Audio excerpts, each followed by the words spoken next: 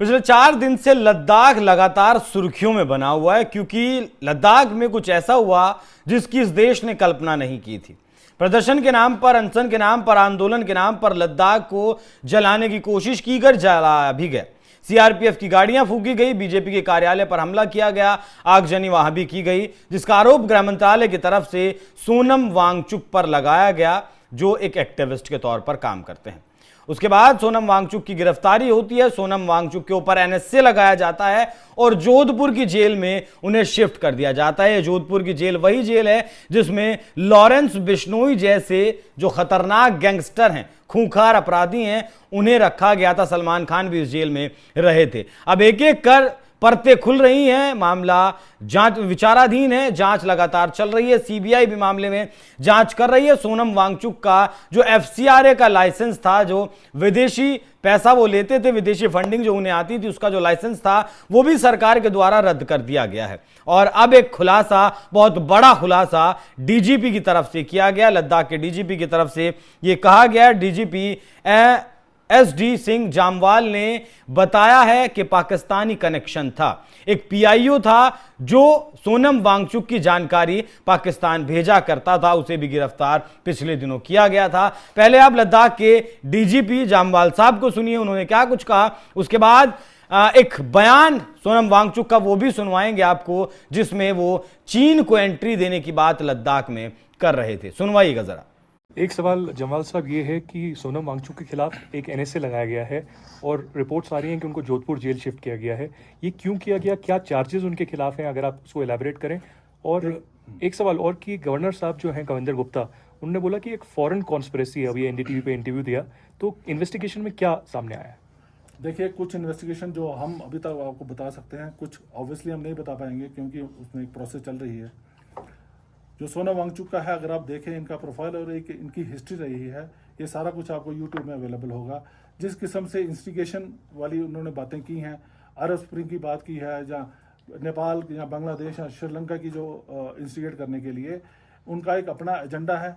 जहाँ तक आपकी फॉरेन फंडिंग की बात कर रहे हैं, उसके ऊपर ऑलरेडी प्रोसेस चल रही है। एफसीआरए की वायलेशन का कितना वहाँ पे है। हमने पिछले दिनों जब चलो इस प्लेटफॉर्म में बता देता हूँ, हमने एक पाकिस्तान पीआईओ भी पकड़ा था जो इनके साथ उनकी रिपोर्टिंग करके अक्रॉस भेज रहा था। उसके भी एक हमारे पास रिकॉर्ड है। हमारे पास इनकी जो विजिट्स हैं, जैसे पाकिस्तान में डॉन की इवेंट इन्होंने वहाँ पे जाके किया, उसके बाद बांग्लादेश में, तो ये सारा एक बहुत बड़ा क्वेश्चन मार्क है इनके ऊपर। और इसके बीच में डिफरेंट एजेंसीज जो हैं जिनका ये काम है, वो ऑलरेडी उसमें इन्वेस्टिगेशन कर रही हैं और उसमें एक्शन लेंगी।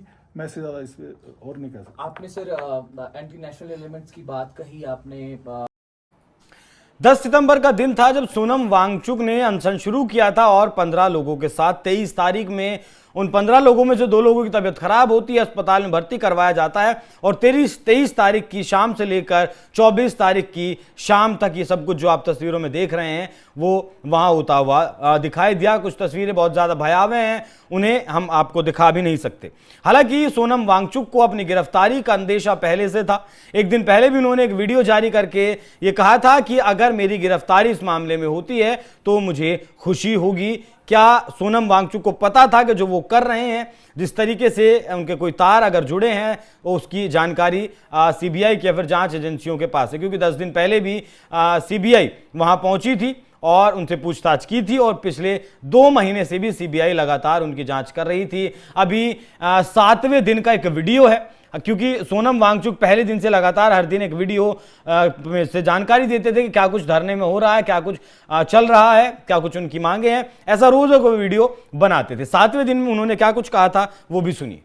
यहाँ के एक फेमस कॉमेडियन हैं जिन्होंने कहा कि जब चीन घुस आता है तो लद्दाख के लोग जान देकर रोकते हैं, मगर अब अगर भारत सरकार हमारे लिए कुछ नहीं कर रहा है तो अगली बार वो आए तो हम उनको रास्ता दिखाएंगे, हम रोकेंगे नहीं। हम जान क्यों दे जब हमारा कोई संरक्षण नहीं हो रहा है। और उसके बाद उन पर पुलिस की पूछताछ होने लगी, ये कैसे कहा है। मेरा तो ख्याल है कि दूत को मारने से, डोंट किल द मैसेंजर कहते हैं ना, सॉल्व द प्रॉब्लम। उनका तो फ्रस्ट्रेशन निकल रहा है, आप समस्या का हल करें तो बेहतर होगा। तो सरकार को इन सब बातों का सीरियस नोट बहुत गंभीरता से लेनी चाहिए। लद्दाख के लोगों में एलियनेशन और फ्रस्ट्रेशन आना भारत के लिए अच्छी बात नहीं है। वो कहते हैं ना, रहीमन तागा प्रेम का ना तोड़ो चटकाए, टूटे से फिर ना जुड़े, जुड़े गांठ ही पड़ जाए। एक बार टूट गया तो फिर उसमें गांठ पड़ी की पड़ी रह जाएगी। तो इन सब बातों को देखते हुए अगली बार किसी युद्ध में लोगों में जज्बा कम दिखे, वो स्वयं सेवक बन के न निकलें, तो इसका जिम्मेदार सरकार खुद होगी। हालांकि ऐसा नहीं है कि सोनम वांगचुक पहली बार अनशन पर बैठे थे या फिर पहली बार सरकार के खिलाफ प्रदर्शन कर रहे थे। वो सालों से, बल्कि कहें कि दशकों से सोनम वांगचुक ये करते आए हैं। लेकिन इस बार का प्रदर्शन अलग इसलिए हो गया क्योंकि यहां हिंसा हुई। इस हिंसा में 4 लोगों के मारे जाने की खबर है। 4 लोग यहां मारे गए, 50 से ज्यादा लोग घायल हुए, जिसमें से ज्यादातर पुलिसकर्मी थे। उन पर पत्थरबाजी की गई, उनके वाहनों में तोड़फोड़ की गई। जो प्रमुख मांगे हैं वो लद्दाख को पूर्ण राज्य का दर्जा देना, 6वीं अनुसूची के तहत संवैधानिक सुरक्षा प्रदान करना, कारगिल और लेह को अलग लोकसभा सीट बनाना, सरकारी नौकरी में स्थानीय लोगों की भर्ती करना, ये प्रमुख मांगे हैं और इन पर बातचीत भी चल रही है। सरकार की तरफ से एक हाई लेवल कमेटी का भी गठन किया गया, जो कमेटी सोनम वांगचुक और जो संस्था इनके साथ शामिल है उसके साथ लगातार बातचीत कर रहे हैं। और अगली जो बातचीत है लेह अपेक्स बॉडी, LAB इसे कहा जाता है, इनके साथ 6 अक्टूबर को अगली बातचीत होनी थी। 25 और 26 तारीख को भी बातचीत का प्रस्ताव सरकार की तरफ से रखा गया था, लेकिन उसके बाद भी ये 10 सितंबर को अनशन शुरू किया गया और 35 दिन का अनशन की बात कही गई कि 35 दिन यह अनशन होगा। लेकिन जैसे ही हिंसा होती है, लोगों की मौत होती है, वहां दंगा भड़कता है, सोनम वांगचुक आराम से अपनी गाड़ी में बैठते हैं और निकल जाते हैं। वहां फिर वो एक वीडियो बनाते हैं जिसमें कहते हैं कि ऐसा हमने कल्पना नहीं की थी कि इस तरीके से हिंसात्मक प्रदर्शन यहां हो जाएगा, लेकिन फिर भी हुआ। मामले में अब तक क्या हुआ उसके बारे में अगर आपको जानकारी दें तो गृह मंत्रालय ने वांगचुक की एक संस्था students educational and cultural movement of Ladakh का विदेशी फंडिंग लाइसेंस रद्द कर दिया है। विदेशी अनुदान या फिर दान के लिए NGO को विदेशी अंशदान एक्ट के तहत रजिस्ट्रेशन करवाना पड़ता है, जिसमें पाया गया कि संस्था ने फंडिंग का गलत इस्तेमाल किया।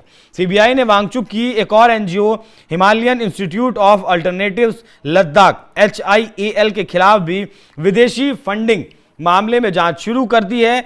HIAL पर भी विदेशी चंदा इसमें भी FCRA के उल्लंघन का आरोप है। CBI टीम NGO के अकाउंट्स और रिकॉर्ड्स लगातार खंगाल रही है। 24 तारीख को जगह थी जहां आप तस्वीरें देख रहे हैं, लेह जगह थी, ये 4 मौतें हुई, 45 लोग घायल हुए। पूर्ण राज्य का दर्जा देने और 6वीं अनुसूची में शामिल करने की मांग थी। 10 सितंबर से ये भूख हड़ताल शुरू हुई थी। 23 सितंबर को 2 लोगों की हालत बिगड़ी जैसा कि आपको बताया, और 24 तारीख को लेह बंद की अपील की गई थी। दोपहर 1 बजे प्रदर्शन हिंसक हुआ। बीजेपी कार्यालय में आगजनी, CRPF की गाड़ियों में आगजनी, पुलिस के द्वारा आंसू गैस के गोले दागे गए, लाठीचार्ज किया गया, 10-12 पुलिसकर्मी भी घायल हुए। उसके बाद लेह में कर्फ्यू लगा दिया गया। सोनम वांगचुक के बारे में अगर बात करें तो आपने एक फिल्म देखी होगी आमिर खान की 3 इडियट्स में आमिर खान जो रोल प्ले कर रहे हैं वो सोनम वांगचुक से ही प्रेरित है। बाकी बात करें तो अभी ब्रीद पाकिस्तान एक कार्यक्रम का आयोजन किया गया था पाकिस्तान में, जिसके लिए वो पाकिस्तान गए थे और इसे डॉन जो प्रमुख संस्था है, प्रमुख अखबार संस्था, मीडिया संस्थान जो है वो इसे फंड कर रहा था, ऑर्गेनाइज कर रहा था। तभी से सवाल सोनम वांगचुक के ऊपर उठने लगे थे। सोनम वांगचुक की एक तस्वीर भी वायरल हुई थी जिसमें वो बांग्लादेश के जो कार्यकारी प्रधानमंत्री हैं मोहम्मद यूनुस, उनके साथ गले मिलते हुए उन्हें दिखाया गया था। 2017 में global award for sustainable architecture का अवार्ड मिल चुका है। 2018 में रोमन मैग्सेसे के अवार्ड से भी इन्हें सम्मानित किया जा चुका है। बहुत सारे अवार्ड्स भी इन्हें देश और दुनिया में मिले हैं। बाकी फिलहाल तक विवाद यही है, जोधपुर जेल में शिफ्ट कर दिया गया है, FCRA का जो लाइसेंस था वो रद्द कर दिया गया है, NSA लगाया गया है, साथ में अब पाकिस्तानी कोई हैंडलर था जो इनकी इंफॉर्मेशन पाकिस्तान तक पहुंचाता था, क्या वो इंफॉर्मेशन पहुंचाई जाती थी, उन पर खुलासा होना अभी बाकी है। डीजीपी लद्दाख के जो डीजीपी हैं जामवाल साहब, उनकी तरफ से ये खुलासा किया गया। बाकी जो भी कुछ अपडेट इस मामले में आता है वो आप तक हम जरूर पहुंचाएंगे। बाकी आप इस विषय पर क्या सोचते हैं, अपनी राय हमें कमेंट बॉक्स में जरूर बताइएगा। नमस्कार।